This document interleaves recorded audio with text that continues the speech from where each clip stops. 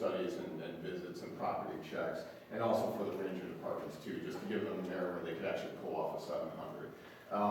Then the last two projects are a little bit more infrastructure related. The Westwoods Bridge, which we are pursuing some ODOT funding for. I'll kind of get into that when we go over it, but we're seeing some rapid deterioration in steel substructure, so we're looking at having to replace that next year. And then Swine Creek Reservation, it's one of our older parks, one of our larger parking areas, so we're looking at doing some asphalt repairs and work out there.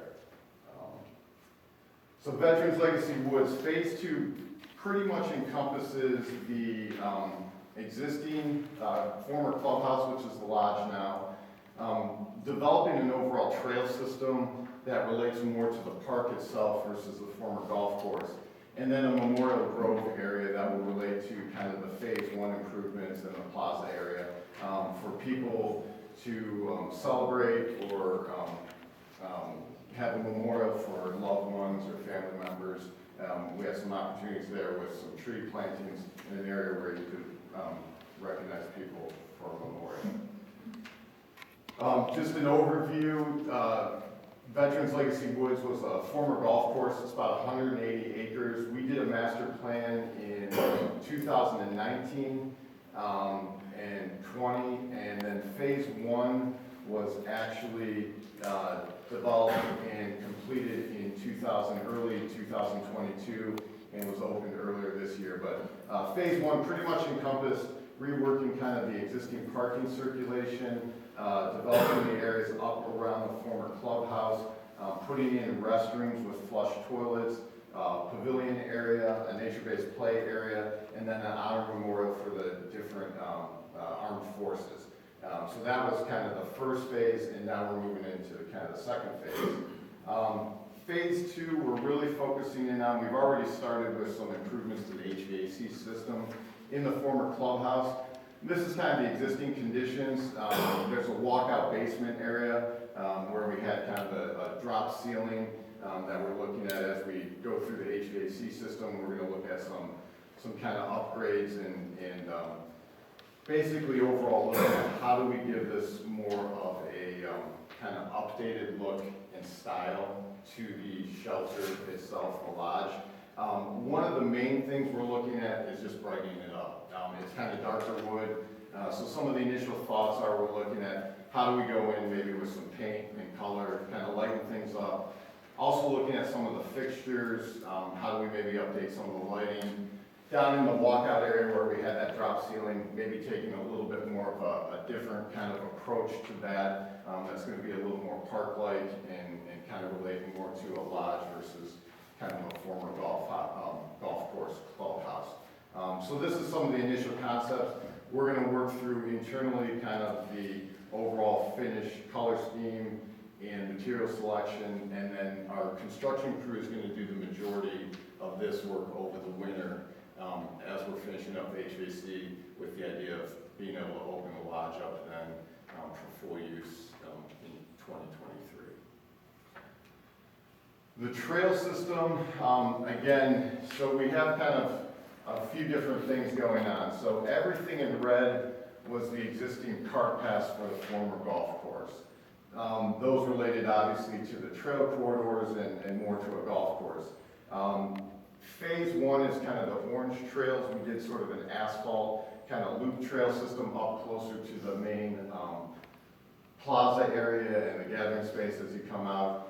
And then the purple dots are kind of the planned overall trail system for the park, which is more of kind of a loop system.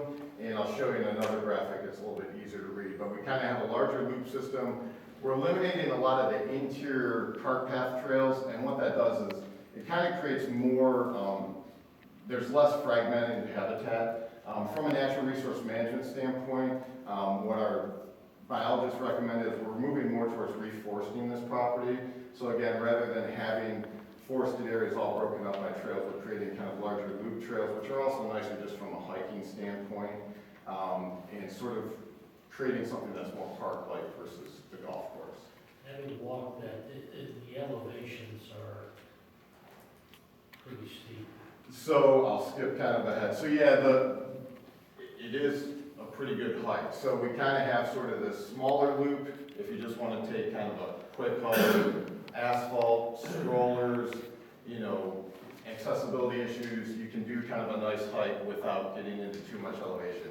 This secondary loop, we are going to maintain kind of a larger kind of asphalt trail there, and then this sort of third loop would be more aggregate, and then down in the area where we're doing the cold water stream restoration, we'd have a primitive trail. So you could do kind of a large outer loop, which will be close to 3 miles, but we're giving opportunities for all different skill levels. Like once you start getting down into this area, that's where the elevation comes in. So, you know, I've talked to people even at Sunnybrook, it's only about a mile trail, but once you get out into those hilly areas, it can be a workout. So really we're looking at opportunity kind of for our mission of all abilities and all different groups. So that's kind of the thought behind, you know, the trail system. Just going back real quick, this is some of the existing conditions as far as out there with some of the existing cart paths, some of the phase 1 improvements, and then we're looking at, again, adding in some things like boardwalks. There was an old gazebo that was in really bad shape that we had to take out in phase 1. We're looking at maybe doing more of a fishing platform down by that pond. So again, opens up some opportunities if people want to get down there and do some fishing in that. And then also some boardwalks, benches along the trail, those type of amenities. So very similar to what we do in most of our parks.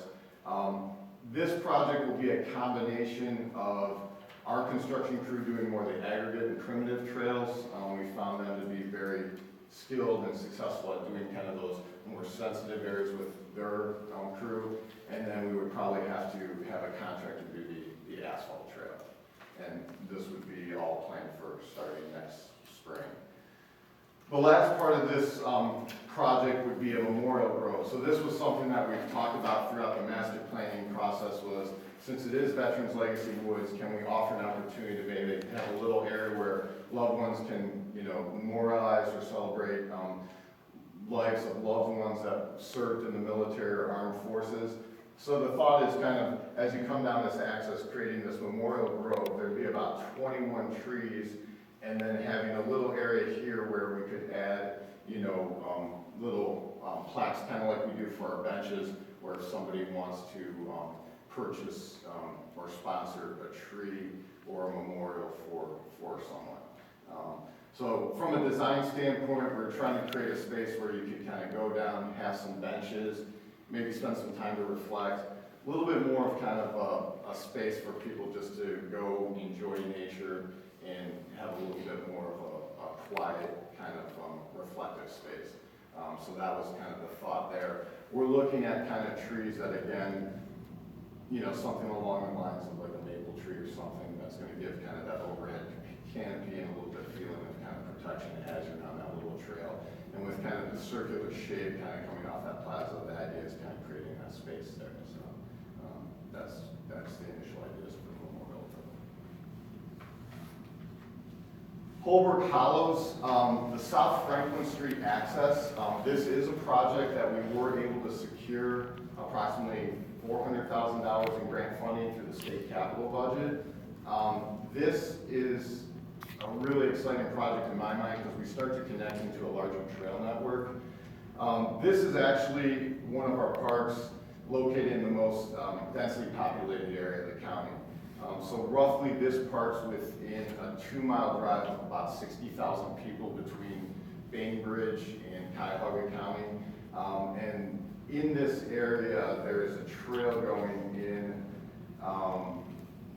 that is being put in. The Solon to Chagrin Trail is running along an old Cleveland Metro Parks trail corridor that's going to connect from Chagrin Falls into Solon. We have a trail that was completed in phase 1 of Holbrook House that connects to that. So really what we're looking at in the South Franklin Street access is initially in the original master plan, we developed the area over off of Country Lane. We have the lodge there, parking, equestrian parking, and then that's kind of where the trail network starts. This second phase is kind of hard to see, but it's over off of Franklin Street. So our property is kind of around here and connects into that trail.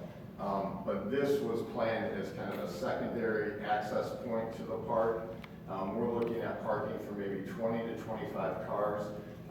There's a great opportunity to create kind of an open picnic pavilion.